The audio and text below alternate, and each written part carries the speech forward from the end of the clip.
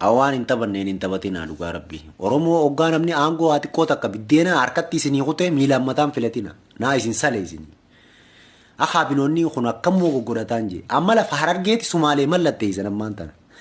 Hin fudhatamtu boo wanni kanaa waan fudhatamaa hin qabnee bal'aan dhumneen lafa tanarraa haqamnee duraanuu hin jirru beeyta.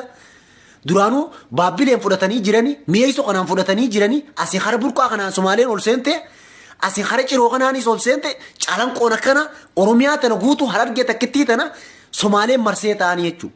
Isiin kana biraa lafa gurgurtee lafuma dhagaa qabdu tana gurgurtee Wallagga galte.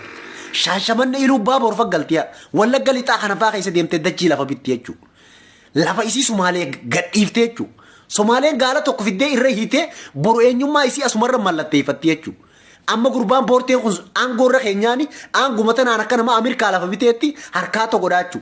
Lafa Oromiyaa Sumaalee boodirree dhawaa lafa hayi boo asii gallaami dhumnee daaraa taana akkam dhumneeti duraanuu jirru goolii fidhiinneeti hara qiyaamaa sayyaana.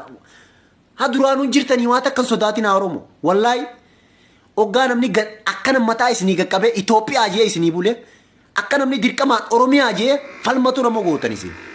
Wallahi mee lafuma dirree dhawaa tana deebisuu dhabaati. Yoo isin nagee jiraattanii mootummaan kun nagaan jiraate adda tanarraa hudduu ka isin